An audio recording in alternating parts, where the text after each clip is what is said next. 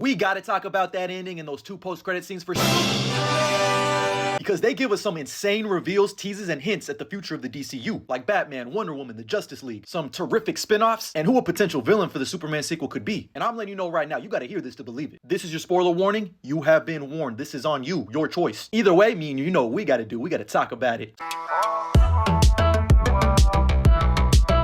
So the movie ends with Superman, the Justice Gang, and his friends stopping and thwarting Lex Luthor's evil plans. Lex was really out here playing Mortal Kombat IRL. He was just button mashing 1A, 1A, 1A, 1A. But when Superman hit him with that reverse Uno card, brain beat brawn. I was clapping, I was cheering, I stood up and I saluted. And then the movie ends with Superman looking at home videos of Mom and Pa Kent, because it's the choices who make us who we are, and we can always choose to do what's right. And being good is punk rock, because I'm a punk rocker, yes I am.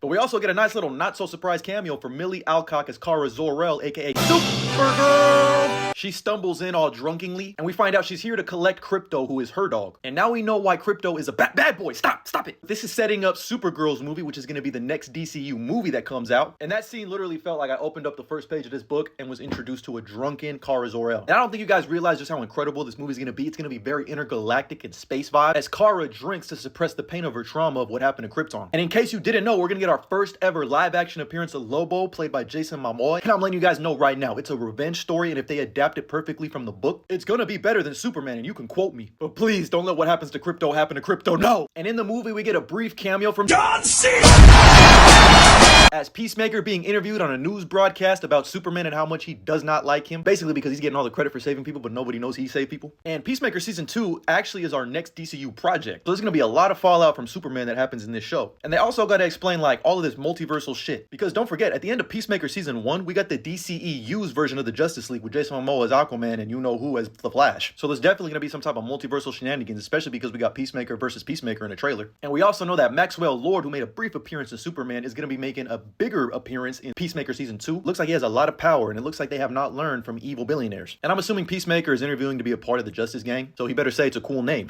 And mind you, we also got a brief appearance from Frank Grillo, who transcended mediums from Creature Commandos to live action in Superman as Rick Flag Sr. There's gonna be a lot of fallout because you killed his son, Peacemaker. And with him being the head of Argus now, there's gonna be some fun shenanigans. Now I'm sure there's gonna be more in store for the lore and more Metamorpho, because we also got a brief little tease at Stag Industries in the Superman movie, and there's a whole bunch of fallout that they can follow up with his origin. But where else I can see Metamorpho appearing, and what I think is James Gunn's next secret project that he's working on, is a project that solely focuses on Mr. Terrific, and in fact, I think it's The Terrifics, a version of it. And I can't think of a better team for James Gunn to take and make his own, because this is shit works, bro. He takes like these lesser known comic characters, and I know to us DC fans, we know most of these characters, but for the general audience, it's gonna get weird, it's gonna get crazy, it's gonna feel like The Suicide Squad. So maybe this is where he introduces Plastic Man, and we get the return of Jolo Maridueña as Blue Beetle, because I love Blue Beetle, and I love Jolo as Blue Beetle. Plus, they need to follow up on that little tease of Ted Kord. And also, who was watching this message? Notice the Oreo. That's not just product placement, that's a little tease at my boy, John Johns, aka Martian Manhunter. And I beg of you, James, please bring Martian Manhunter to the DCU, I need him. And if they do end up introducing him in the DCU, take some inspiration from Absolute Martian Manhunter, because this shit is psychedelic as because they introduced the Hall of Justice, which is the Justice Gang's hideout for now, so they need to start planting some seeds on who the Justice League members are going to be. It's a blink and you'll miss it moment in Superman, but when the city of Metropolis is being evacuated and Superman saves the people on one of the bridges, one of the highway signs says "This way to Gotham." So we're this much closer to finding out who the DCU's version of Batman is going to be, and I need that more than I need air. And with the Amazonians already being introduced in Creature Commandos, you know Wonder Woman is on the way, so we're this much closer to getting the most comic accurate interpretation of DC's Trinity, and this shit means something to me. Now don't forget, we also got the engineer who was introduced in this movie, and Legend says she's still knocked out taking a nap underground in Metropolis. But this is obviously planting seeds for an eventual Authority lineup, whether it be a movie or they just show up in another movie. You just know this is going to be the government's answer to superheroes. And we also have the Lanterns HBO Max series, where we're going to see the return of Guy Gardner and the introduction of Jon Stewart, played by Aaron Pierre, and Kyle Chandler as Hal Jordan. They've been saying the inspiration for this show is True Detective, so I cannot wait. And finally, this is just me speculating, but I think the villain for an eventual Superman sequel is most likely going to be Brainiac, just because of all of the concepts and weird shit that they introduced in Superman. There's no better time to do it than now, and he was supposed to be the villain in Kevin Smith and Nicolas Cage's Superman movie that never got made. And if they do introduce him in the DCU, which they should, having him be an overarching villain for this first phase of the DCU would be fire, because y'all don't realize just how much of a problem Brainiac is. Oh yeah, and the two post-credit scenes are just gags. Superman and Krypto on the moon, and Superman and Mr. Terrific looking at a crack in a wall, joking around that it's just a little crooked. Woo! I feel like that Jimmy Butler playoff meme. But that's everything you need to know about the ending for Superman, its two post-credit scenes, and where the DCU is headed in the future. Let me know what you think about my thoughts, theories, and opinions down in the comments below, and as always, like and follow for more.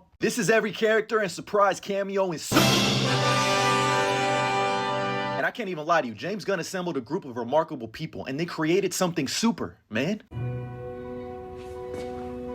And there was actually some really crazy surprise cameos that had me looking at the screen like Leonardo DiCaprio. But this is your spoiler warning. We are going to be talking full spoilers, so this is your chance to get out of here. Remember, this is your choice. But either way, me and you know what we got to do. We got to talk about it. Because it's James Gunn's list. He can't miss. Let's start off with the biggest surprise cameo in the entire movie. And no, it wasn't Batman. That's just me being a masturbator. Gotcha, bitch! But one of the biggest surprise cameos in the entire movie was Millie Alcock making her first live-action appearance as Kara Zor-El, otherwise known as Supergirl and cousin to Kal-El Superman. And I'm also really excited to see her in the DCU's next movie, Supergirl, which is going to be inspired by Tom King's Supergirl Woman of Tomorrow. Which, by the way, I've seen some idiots on here complaining that she shows up drunk, which if you've read the comic book and had some ball knowledge, you would know that plays into the story. Now, the reason I put air quotes as surprise cameo is because the Hollywood Reporter actually reported that she was going to make an appearance in this movie. So I was kind of expecting it. But a surprise cameo I was not expecting was Bradley Cooper as Jor-El, which is actually really elite casting when I think about it. I really wanted him to be the MCU's Uncle Ben, but I'll take him being Superman's daddy. And don't forget, he's Rocket Raccoon. And in addition to Superman's daddy Jor-El, we got Superman's mama, Lara-El, played by Angela Serafin. And all I really gotta say is, Cal, where's your mom at?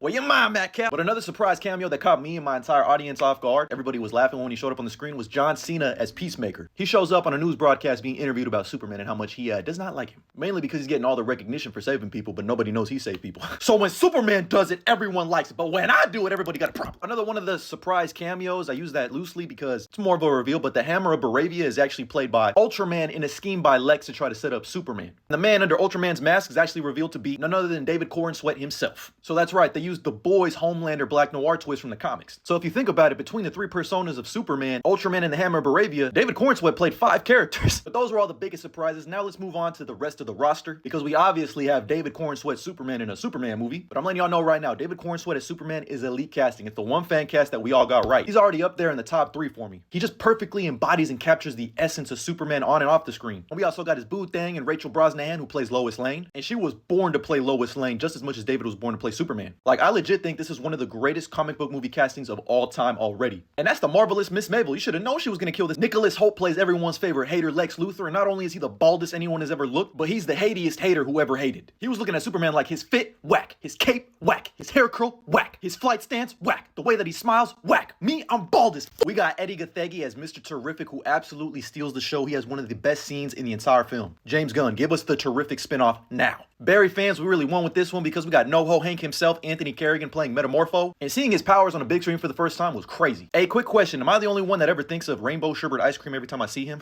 Everybody can Hakuna their tatas about Nathan Fillion as Guy Gardner because he was an asshole, he was perfect, he was hateable, and also lovable. The always wonderful Isabella Merced plays Kendra Saunders' version of Hot Girl, and not only was she out there kicking ass using her malice screeching, I can confirm she was indeed a hot girl. Pruitt Taylor Vince plays Pa Kent, and I'm letting you guys know right now all of his scenes, they meant something to me, man. Neva Howe plays Ma Kent, and she's so precious. If anything happens to her or Pa Kent, and I know it will, James Gunn, I'm in your walls. Wendell Pierce plays Perry Wright. This is elite casting. We need to see more of him in the future. Skylar Gisondo is Jimmy Olsen, another fan cast that is just perfect. He is Jimmy through and through, but I hope they use him better in the future. Michaela Hoover plays Cat Grant, and this is obviously elite casting for 2 very obvious reasons. Beck Bennett plays Steve Lombard. Christopher McDonald, no, not Shooter McGavin, plays Ron Troop, and again, what do we got to do to get some Ron Troop justice on live action? We need more Daily Planet scenes in the future. Wrapping things up, we got Maria Gabriela de Faria playing the engineer, and she was a badass. I loved all the scenes where she was able to show off her assets. Frank Grillo transcends mediums from Creature Commandos and makes his first live action appearance as Rick Flag Sr., and he will return in Peacemaker Season 2. Sarah Sampaio plays Eve Tessmacher, and it's a crime that we did not hear one Miss Tessmacher! We also had a brief appearance of Sean Gunn as Maxwell Lord, who again will be reprising his role in Peacemaker Season 2. We also got Alan Tudyk, who voices Superman Robot number 4, aka Gary, and I'm pretty sure Superman Robot number 12 is voiced by Jennifer Holland. And finally, we got the goodest boy ever, Crypto, making an appearance as Crypto. Whole time in the theater I was saying, what the dog doing? And if you don't fuck with Crypto, I don't fuck with you. Either way, that was the entire cast and surprise cameos and super.